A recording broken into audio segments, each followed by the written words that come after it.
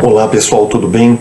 Seu professor Super Malva, vamos aí dar continuidade à nossa aula A Autonomia de Professores, na segunda parte agora. Mas antes de mais nada, vai lá, se inscreve no canal, ativa o sininho para não perder nada, que tem bastante conteúdo para nos auxiliar aí nos nossos estudos. Dá aquele like positivo, não paga nada pessoal e ajuda bastante o canal. Canal simples aqui, ó, feito na sala do professor, mas o importante é essa troca de informações, eu aprendendo através dos comentários, vocês através do vídeo, tá bom? Então essa troca de informações aí é que é importante para enriquecer os nossos conhecimentos, tá? Nossos aprendizados, aí, nossos estudos. Então, pessoal, vai lá, se inscreve no canal, dá aquele joinha positivo e vem contigo. Pessoal, nessa segunda parte aqui da aula, nós vamos tratar a continuação do tema. Então, a colaboração é um instrumento de extrema importância entre professores. Infelizmente, a sua importância é entendida e exercida por uma minoria. Pessoal, o que isso quer dizer? Olha só, quando eu falei na primeira aula sobre a colaboração com os pais, essa parceria com os pais, a mesma coisa, gente, acontece com os professores. Muitas vezes um professor ele quer trabalhar sozinho, ele não gosta de contato. Gente, professor, o que nós temos que trabalhar hoje, pessoal? A interdisciplinaridade, que é o que vários professores de várias matérias trabalhando junto, buscando juntos uma melhor educação, uma melhor forma de estar trabalhando com os alunos para que o processo de ensino-aprendizagem deles seja uma coisa positiva. Tá? Então, a interdisciplinaridade é uma coisa extremamente importante. A transversalidade também, porque as duas entram juntas, trabalham juntas uma com a outra. A interdisciplinaridade são professores de várias matérias trabalhando em conjunto, abordando o mesmo tema num projeto, e a partir daí, né, um ligando a sua aula à aula do outro. E a transversalidade, pessoal, é o que? Um tema atravessando todas as matérias, de forma a uniformizar ali o ensino, mas sem engessar. Uniformizar seria o caso da gente procurar um tema, 2 ou 3, e procurar trabalhar ele em todas as matérias ao mesmo tempo, de modo que, na matemática você vai trabalhar as estatísticas, os números, usando aquelas contas, as fórmulas necessárias. No português a gente vai trabalhar compreensão de texto, análise morfológica e por aí vai. Nas ciências também, aquela coisinha, e vai, né? Isso é a transversalidade. Isso é a interdisciplinaridade. A transversalidade seria, confundi, é isso mesmo. A interdisciplinaridade, os professores trabalhando junto. A transversalidade, perpassando o mesmo tema sobre todas as matérias, tá bom? Então, vamos lá fazer. Agora, para não dar confusão, para vocês não dar um nó na cabeça aí. Interdisciplinaridade, parceria entre professores. Transversalidade, um tema perpassando todas as matérias aí para auxiliar o aluno, tá bom?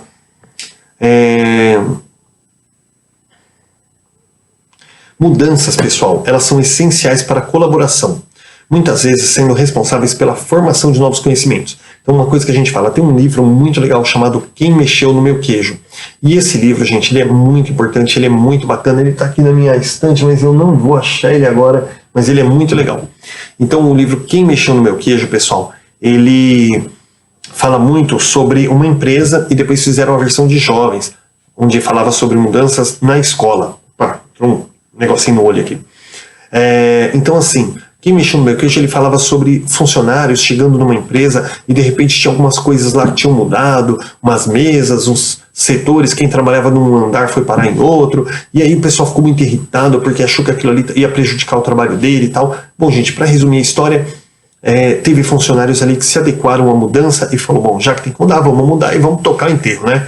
E teve aqueles que chegaram e reclamaram, e o trabalho começou a não produzir mais, acabaram sendo mandados embora ali do emprego. Então, gente, o que acontece? Quando a gente não aceita a mudança, às vezes surge uma mudança, ela não vai voltar atrás. Mesmo que você bater o pé, chorar ali, não vai voltar atrás. E aí o que acontece? O caso de você aceitar essa mudança e aprender a trabalhar com ela, gente, ou então você vai perecer, você vai ficar para trás. Então, a mudança ela se torna necessária. Por quê? Porque muitas vezes nós estamos trabalhando uma situação e ela no começo, ela tá indo, tá fluindo bem, daqui a pouco você vê que ela não tá mais dando certo. Você vai insistir naquilo, porque não, sempre foi assim. O sempre foi assim, pessoal, não pode existir. Nós temos que entender que a sociedade muda, que o mundo muda e que tudo se transforma. Então você não pode engessar uma coisa e falar sempre foi assim. Tá? Então essa mudança ela é necessária e nós temos que nos adaptar, nós temos que mudar. Você pega uma professora que dá aula há 40 anos, né? 30 anos, 40 anos. Não existe professor que dá aula há 40 anos. Olha, eu acho que não existe professor que dá aula há 50. Mas há 40 com certeza tem. Professor que dá aula há 30 anos, 40 anos ali, e ele tem aquele formato de ensino. Se ele pegar um aluno que ele deu aula no começo da carreira dele, e hoje querer trabalhar o mesmo conteúdo, o mesmo formato com o aluno de hoje, gente, ele não consegue. O mundo se transformou, mudou, as perspectivas são outras, então o professor tem que se adequar, ou então, gente, ele não vai ter um futuro na educação, né?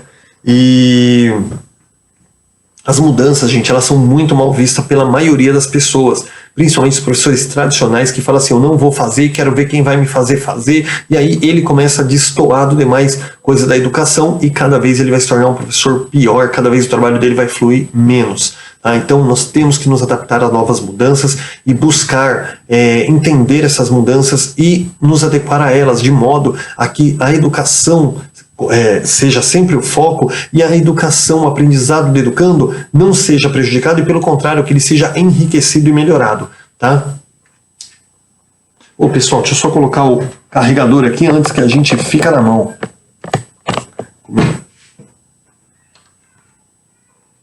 Aí, agora sim. Vamos lá continuar nossa aulinha aqui. A diversidade, pessoal, também é outro fator importantíssimo para a construção da autonomia. A diversidade, ela, se vista positivamente e usada construtivamente, ela pode ser enriquecedora para a construção de conhecimentos. Então, assim, quando você fala assim de diversidade, você entendendo que um professor, gente, ele tem um posicionamento, ele gosta de trabalhar de uma forma, ele acredita num determinado contexto, essa diversidade, você aprender com a diferença daquele professor, com a forma dele de pensar, você aprender a lidar com aquilo, aprender a respeitar, procurar entender por que esse professor trabalha dessa forma. Porque se você entender que a forma dele realmente não funciona e que ele é um cabeça dura, perdão a palavra aqui, que insiste naquilo, olha, você vai falar, olha, eu não tenho condição de trabalhar com esse professor. Mas às vezes você tem uma visão que você acha que aquilo é certo, e quando você conhece a visão do seu colega, você de repente você tem uma luz, você recebe uma luz e você fala assim, nossa, puxa vida, não pensei que o meu trabalho pudesse ser melhorado, não pensei que eu pudesse aprender dessa forma, olha só, puxa, acho que eu vou começar a trabalhar assim agora, né? Então, gente, entender a diversidade, aprender com ela, gente, com as diferenças entre as pessoas, as diversas formas de ver, as diversas formas de pensar, gente, tudo isso é muito importante. Tá? Então a diversidade, se ela é trabalhada de uma forma construtivista, se ela é trabalhada de uma forma positiva, ela ajuda muito, gente, ajuda bastante. Por que construtivamente? Porque, gente, se você trabalhar a diversidade de uma forma que, é o seguinte, eu vou fazer o que você quer, mas você tem que fazer uma coisa que eu quero também. Isso aí não funciona, gente. Construtivismo é o quê? Você aprender, você procurar entender, e independente se alguma ideia sua foi boa ou não, se o seu colega teve uma boa ideia, vamos usar, por que não? Só usa a ideia dele se ele usar a minha também. Gente, isso aí é mesquinharia, isso aí não funciona na educação, pelo contrário, atrapalha e muito o nosso trabalho. A gente tá frio hoje aqui, né? Eu tô de camiseta, por isso que eu tô tossindo um pouco. Na colaboração, conversar, narrar o trabalho significativo de maneiras construtivas. Ou seja, gente, através da colaboração, quando você trabalha em conjunto, e colaborar significa o quê? Dar ideias, enriquecer, né? E também, gente, conversar e reconhecer a ideia do colega, ajustá-la também a um projeto, caso necessário. Tudo isso, gente, contribui para um trabalho significativo, tá? De maneira construtiva, tá bom? A confiança e o compromisso tornam-se fatores poderosamente construtivos, pois a colaboração coloca os participantes face à vulnerabilidade e a potenciais pressões de mudança profunda. Olha só, gente, a confiança e o compromisso.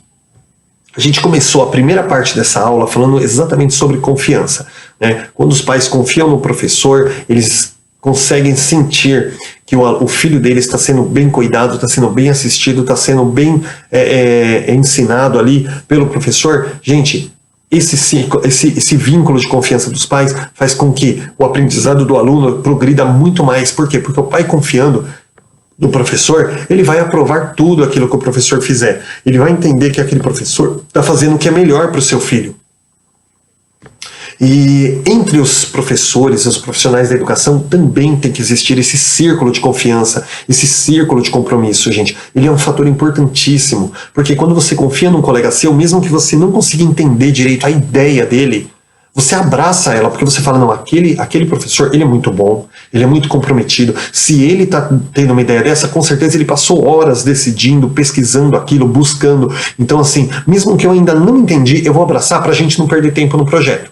E daqui a pouco, com o tempo, eu vou entender qual foi o posicionamento dele. Então, a confiança, ela contribui muito e ela faz você ganhar muito tempo também nos trabalhos escolares. Porque quando você confia no colega, você sabe que ele está fazendo o melhor.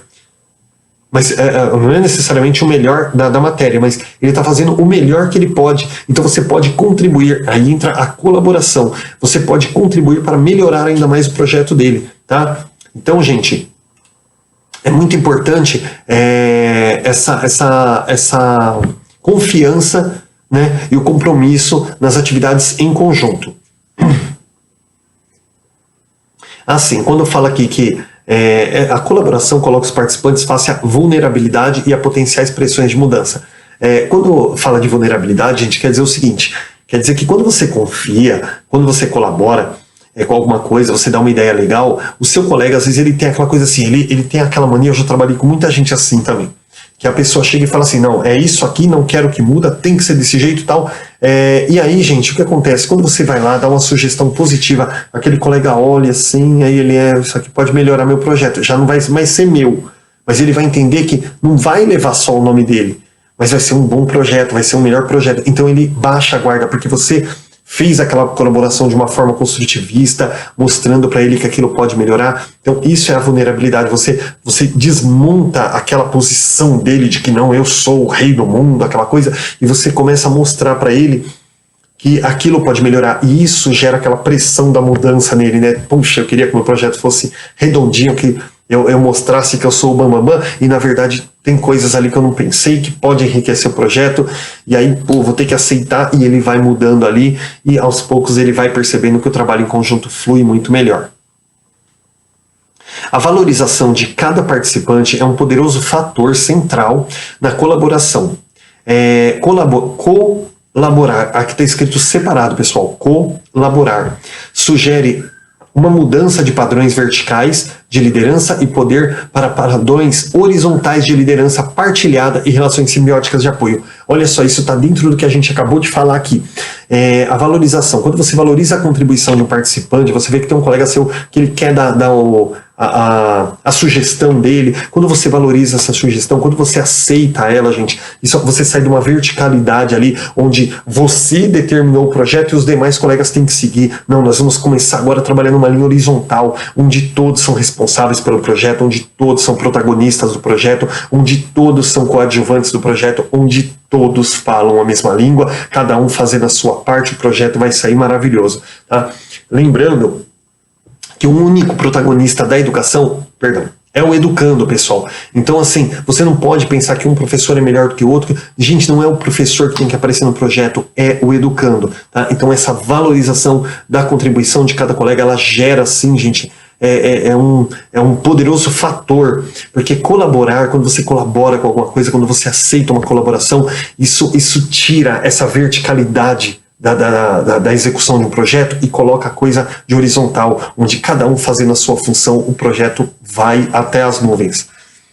Assim, e gera também uma relação simbiótica de apoio. O que é simbiótico, gente? É quando um precisa do outro, tá? A simbiótica é quando, não é assim, olha, o professor precisa do aluno porque senão ele não dá aula. Ah, mas e o aluno precisa do professor? Claro, porque senão ele não aprende. Ah, então o aluno precisa do professor. Mas se o professor não tiver aluno, ele também não tem significado. Então, o professor precisa do aluno e o aluno precisa do professor. Uma relação simbiótica em que um precisa do outro, tá? E isso é gerado através da valorização e da colaboração, da parceria. As relações de colaboração, deixa eu dar uma olhada no vídeo aqui. Ah, tá cedo ainda. Eu procuro manter sempre uma média de 25, 30 minutos para a aula não ficar cansativa, tá? Então tem que estar de olho ali. As relações de colaboração são espontâneas, porque partem principalmente dos professores. Essas relações de trabalho também são voluntárias porque nascem da livre vontade dos professores em trabalharem em torno de um tema e são normalmente orientadas para o desenvolvimento de objetos partilhados. A colaboração tem um certo caráter de imprevisibilidade, dado construir um processo aberto, adaptativo e não controlado. Pessoal, tem bastante coisa aqui para falar, mas vamos lá. A base dessa frase aqui é a seguinte. Gente, a colaboração ela tem que ser uma coisa espontânea. Você não pode chegar para um professor e falar, vamos montar um projeto, qual que é a sua colaboração? Você não pode fazer isso. O professor tem que sentir ali que tem tem um significado. Ele abrir a boca, ele fala assim, olha, eu acho que a gente pode fazer assim. Ele não pode ter aquela obrigação de chegar e falar assim, não, eu tenho que colaborar com alguma coisa. Deixa eu ver o que eu vou fazer. Isso aí não é um projeto, gente. Isso aí não é um relacionamento de cooperação, um relacionamento de parceria. Parceria é você abrir a boca quando você tem alguma coisa boa para dizer. Você não tem aquela obrigação de fazer alguma contribuição. Poxa, tem às vezes um projeto que aquele professor participativo, que está sempre ali, faz tudo. Tem um projeto que não sai nada. E o cara vai fazer o quê? Porque aquele professor não participou. Gente, talvez ele não estava num bom momento, talvez aquele tema não fosse uma coisa assim que gerasse. Talvez ele achou que o projeto estava tão bom que não houve necessidade dele acrescentar nada. Então a colaboração ela tem que ser espontânea, gente. Ela tem que partir do professor, ele tem que partir da necessidade que ele vê de acrescentar, de modificar, de sugerir alguma coisa. Então isso é muito legal, porque a colaboração ela não tem que ser uma coisa obrigatória. E ela parte principalmente do professor, como eu falei, né? E ela é voluntária, ou seja, você não pode chegar para o professor e falar, cada um vai fazer aqui uma colaboração. Não, gente, ela tem que ser voluntária. Se a coisa não tiver prazer, a gente trabalha isso com a criança, né? Jean Piaget defendia, né? Que tem que haver o interesse do aluno, senão não haverá significado para ele acerca daquele conteúdo que ele tem que aprender. A mesma coisa, o professor, ele tem que partir dele o desejo de colaborar. Não adianta você querer enfiar na garganta dele o que ele tem que fazer. Muitas vezes acontece comigo, pessoal, olha, doação de sangue, folga de TRE quando eu trabalho nas eleições, gente, tem situações na escola que eu vou lá, eu não tiro essas folgas durante o ano, porque tem situações que acontecem na escola que eu uso naquele dia, e às vezes a gestão até chega e fala assim, não, hoje você não pode tirar o TRE, porque o TRE depende da gestão. Eu vou lá e dou o sangue, e o pessoal fica de cara feia comigo, mas são coisas que eu não vejo significado, e aí a pessoa quer impor. É criado ali um projeto, é criado um negócio, olha, tem que fazer, tá no calendário, tem que fazer, gente. Se o professor não vê significado, se ele não quer fazer aquilo, se ele não se sente à vontade com aquilo, você não pode obrigar um professor a fazer. A partir do momento que você obriga, o que acontece? Acontece, por exemplo, uma atitude como a minha. Eu tiro folga, eu falto, eu vou lá, dou o sangue, mas eu não quero participar daquilo, principalmente porque, gente, foi enfiado garganta abaixo, goela abaixo. Isso não pode acontecer. Isso é uma das grandes premissas básicas aí para um trabalho de autonomia. O professor tem que sentir prazer, ele tem que sentir desejo, tem que partir dele. Mas tem professor que não tem vontade de fazer nada. Aí é outro caso, gente. É caso da gestão. Ele está fazendo um bom trabalho na sala de aula? Ele está fazendo... mas ele não trabalha em grupo. Gente, é tudo uma questão do professor. Ele vai perceber que ele está destoando. Ou, às vezes, ele trabalha até de uma forma sozinho ali, mas ele trabalha bem. Agora, se é um mau professor que influencia as crianças de forma negativa, que o trabalho dele não tem representatividade, aí é o caso da gestão intervir, fazer um relatório e levar lá para a secretaria. Mas se você não pode chegar a montar um projeto e querer obrigar que todos os professores façam aquilo. Mas se um tem que fazer, todos têm que fazer. Tem que pensar no aluno, tem que pensar no educando, mas tem que pensar também no professor. Tem significado para ele? Entende? Ele se sente relacionado àquele projeto? Tem essa questão também, Você não pode simplesmente chegar lá e, enfiar na garganta do professor, É onde entra essa questão das relações da colaboração e da voluntariedade, O professor tem que partir dele o desejo, assim como tem que partir do aluno, tem que partir do professor o desejo de abraçar um projeto. Não pode ali 1, 2, 3 colegas ou a gestão montar um projeto e querer enfiar isso, né, na obrigatoriedade da execução, senão o projeto perde o sentido, tá bom? Antes de mais nada, gente, autonomia como um direito e uma característica essencial do ser humano, atributo de individual... não é E, é E. Antes de mais nada, autonomia como direito é uma característica essencial do ser humano. Então, gente, por que essencial? Porque, gente, quando você é criança, você tem que aprender o quê? Você tem que aprender ali, segurar uma madeira sozinho. Daqui a pouco você tem que aprender o quê? Ir no banheiro sozinho, fazer o pipizinho ali, né? Ir no banheiro sozinho. Você não pode depender da mãe pro resto da vida. Logo, você vai aprender o quê? Amarrar o tênis sozinho. E por aí vai, a gente chegar na fase adulta. E, gente, tem ser humano, gente, que, olha, Eu conheci, nós somos pessoas, isso que é a parte legal, porque a gente sempre vai usando experiências da nossa vida. Eu tenho certeza que vocês aí vão se identificar com o vídeo e também vão identificar pessoas dessa forma também. Eu conheci pessoas, amigos meu, adulto, que, ele dependia dos irmãos, da irmã, da mãe, para cortar a unha do pé. Ah, eu não consigo cortar a unha do meu pé. Mas por que não consegue? Você é gordo, você tem a barriga, não deixa. Você... Não, era magrinho. Mas ele, não corto. Aí casou, gente, a esposa tem que cortar a unha do pé dele. O cara não sabe. Eu trabalhei com pessoas, gente, que eu trabalhava num grupo ali, de 10, 15 pessoas mais ou menos, e ali nós fazíamos um café, então cada um levava um leite, um pãozinho, alguma coisa, a gente tomava café. E cada dia, um do grupo era responsável pela louça. Por quê? Porque era pouca coisa, gente. Eram umas xícaras lá só, umas colherinhas, uma faca... faca, usava 2 facas para 15 pessoas, para cortar pão, passar uma manteiga. Então assim, a louça era pouca. Então cada dia um lavava a louça. Aí entrou lá, pessoal, um funcionário, e ele foi para aquele setor e chegou ali, adorava comer, participar de tudo. Chegava na hora da louça, todo mundo lavava a louça. Fulano, hoje é seu dia. Eu não sei lavar louça não, eu nunca lavei louça. Na minha casa lá, a minha mãe que lavava tudo, agora eu caso, minha esposa que lava, eu nunca lavei louça, eu não sei lavar louça. Aí todo mundo olhou feio e ficou assim, falou, esse cara tá de brincadeira comigo, né, gente? Aí eu fui lá como um pedagogo, eu fiz até de uma forma, gente, de deboche, porque era uma coisa assim absurda a pessoa falar um negócio daquele, não sei lavar uma louça. Aí eu fui lá, gente, com o maior carinho, meio que debochando, mas com o maior carinho, eu falei assim, olha, vem cá que eu vou te ensinar.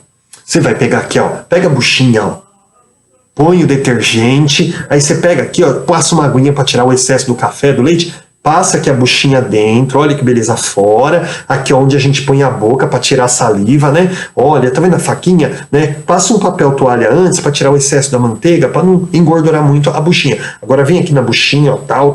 Aí, não ensaboa tudo de uma vez, por quê? Porque vai secando o sabão. Você ensaboa uma parte, agora põe aqui, vai lavando, passa a mão. Gente, eu dei uma aula para ele de como lavar uma xícara, de como lavar uma faca, um garfo, uma colher. E ele ficou assim, todo sem graça, porque ele percebeu que eu meio que estava tratando ele como um imbecil.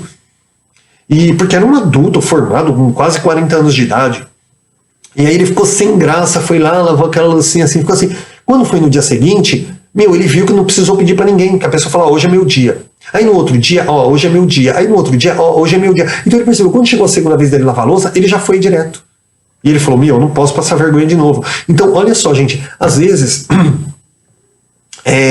essa questão de autonomia também se pensa assim que a gente está falando de uma coisa de grego. Não, a gente tem adulto que tem preguiça, tem má vontade, e tem aquele que realmente a mãe fez tudo a vida inteira, a esposa fez tudo a vida inteira, e o cara, ele não aprendeu a fazer. Não é que ele não aprendeu, ele sabe fazer, mas ele não sabe ter aquela atitude de fazer aquilo. Por quê? Porque ele tem quem faz para ele. E no caso da mulher também, conheci aí, também trabalhei com mulheres aí que, pelo amor de Deus, a pessoa tinha 40 anos de idade, é uma pessoa que nunca casou, mas tinha 40 anos de idade, a pessoa não sabia cozinhar um feijão, porque, não, minha mãe sempre que cozinhou. Uma mulher de 40, 41 anos de idade, gente, tem coragem de falar que não sabe cozinhar um feijão.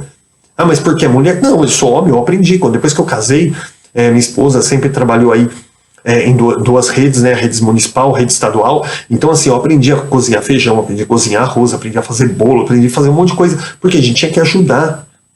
Não podia esperar minha esposa depois de 11 horas de trabalho, perdão, não podia esperar minha esposa depois de 11 horas de trabalho, chegar em casa e fazer um arroz, cozinhar um feijão. A gente nem ia conseguir jantar aquele feijão naquele dia. Então assim, gente, tive que aprender a fazer. Por quê? Porque você teve uma avó lá que fez tudo a vida toda? De fato sim, mas porque a minha avó não se preocupava em ensinar. Minha avó nem gostava que chegava perto da cozinha dela. Não sabia ali cozinhar um macarrão, fazer alguma coisa, mas as coisas mais pesadas eu não sabia, mas busquei aprender pela necessidade. Então, a autonomia, gente, é uma coisa que muito ser humano adulto não tem. E a autonomia é extremamente importante para o nosso desenvolvimento. Por isso, quanto mais cedo começar a trabalhar isso com a criança, melhor, tá?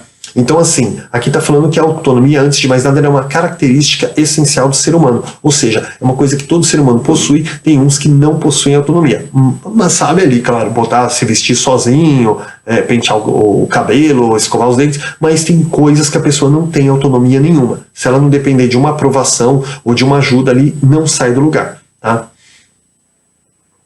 A autonomia é um atributo de individualização que permite a pessoa tornar-se uma entidade única, distinta das outras pessoas, tá? O individualismo ele pode ser associado, por exemplo, à autonomia. a privacidade, ao desenvolvimento pessoal ou à dignidade humana. Mas o individualismo, pessoal, ele tem uma questão positiva e uma questão negativa, e nós temos que saber equilibrar isso. Deixa eu dar uma olhada aqui na aula.